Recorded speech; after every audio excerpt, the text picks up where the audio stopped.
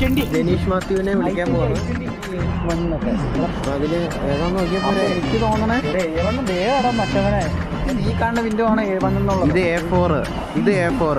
ഇത് അതിനകത്ത് pillar number ആണ്. അങ്ങനെയാണെങ്കിൽ അത് പൊക്കത്തായിരിക്കും. കാര്യമില്ല. സമയം ഏകദേശം 8 മണിയോടെ എടുത്തിട്ടുണ്ട്.